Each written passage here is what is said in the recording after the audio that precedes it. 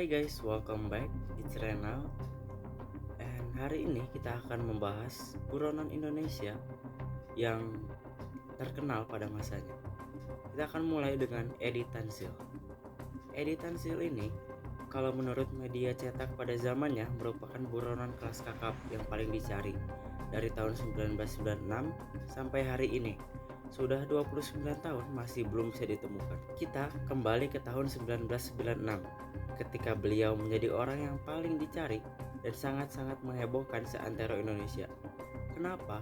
Karena di tahun 1990-an, di era Orde Baru, Edi mendirikan sebuah PT bernama PT Golden Key Group. Perusahaan petrokimia PT tersebut memiliki anak perusahaan namanya PT Hamparan Rezeki. Dan untuk mendanai anak perusahaan tersebut, di tahun 1991, Edi mengajukan kredit atau pinjaman kepada Bank Pembangunan Indonesia alias Bapindo. Edi meminta rekomendasi dari Menteri Koordinator Politik Keamanan Sudomo, Menteri Keuangan JB Sumarlin, dan anak bungsu Presiden Soeharto, Tommy. Tiga orang yang merupakan mitra bisnisnya Edi dengan backingan yang kuat termasuk orang-orang yang berpengaruh. Akhirnya Bapindo meloloskan pinjaman tersebut. Dan pinjaman yang diminta sama Edi itu gak cuma sekali, tapi berkali-kali. Karena beliau benar-benar ingin membesarkan proyeknya, dan Bapindo dengan mudah memberikan pinjaman-pinjaman tersebut. Sampai di tahun 1994, pinjamannya itu sudah mencapai 1,7 triliun rupiah. Walaupun backingan yang luar biasa kuat, ternyata Bapindo melakukan kesalahan besar memberikan pinjaman pada Edi, guys. Karena PT Hamparan Rezeki yang katanya anak perusahaan dari PT Golden Key Group itu tidak pernah ada, alias perusahaan fiktif. Edi pun akhirnya dijebloskan ke Lembaga Permasyarakatan Cipinang.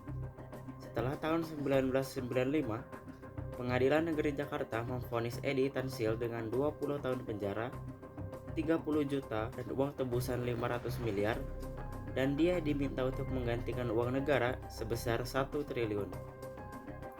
Masuklah dia di penjara dan menjalani hukumannya. Sekitar 1 tahunan ke atas, tiba-tiba pada Mei tahun 1996, beliau tiba-tiba menghilang. Jadi 1 hari sebelum dia menghilang, Edi bilang ke salah satu komandan yang jaga dia bahwa dia tuh lagi sesak nafas dan meminta izin untuk berobat sebentar ke rumah sakit. Karena memang nih, selama dia berada di penjara, dia tuh rutin berobat jantung ke rumah sakit Harapan Kita. Nah, keesokan harinya, jam 6 sore menggunakan mobil carry yang sudah disiapkan sama pihak kepolisian. Nah, tapi kali ini ada yang beda karena biasanya saat dia ke rumah sakit, dia itu dijaga dan dikawal sama petugas polisi dan juga sipir penjara. Tapi hari itu dia minta untuk pergi tanpa pengawalan. Lah kok boleh? Dan ternyata dia memberikan uang rokok kepada komandan yang jaga dia. Saat mobil itu mau keluar dari lapas, mobil itu dibiarkan saja pergi karena perintah komandan yang mengharuskan mereka untuk membiarkan mobil itu pergi. Dan kata kepala dari lapas Cipinang itu baru tahu Edi hilang setelah 2 hari setelahnya. Karena katanya cara kaburnya itu benar-benar tertutup. Pencarian dilakukan seantero negeri, guys. Hasilnya nihil.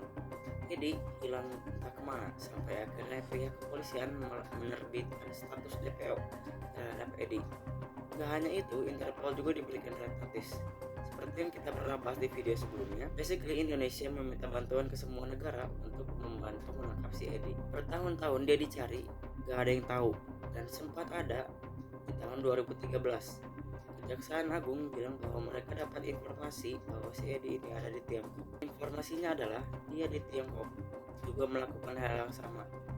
Dia nipu bank lagi dengan minta pinjaman besar, bahkan katanya beliau ini sampai berani bilang dapat pinjaman besar dari pemerintah Tiongkok yang menjual dirinya sebagai keluarga diaspora patriotik. Sampai akhirnya uang pinjamannya cair, turun ke dia, dan dia gunakan berbagai cara supaya uang tersebut bisa dia pakai secara pribadi. Dan diperkirakan kerugian Tiongkok saat itu mencapai 1,5 triliun rupiah. Padahal saat Edi keluar dari Indonesia, dia itu sudah membawa sekitar 1,3 triliun rupiah. Dan sampai sekarang tidak ada yang tahu dia di mana. Begitu saja video kali ini. Terima kasih.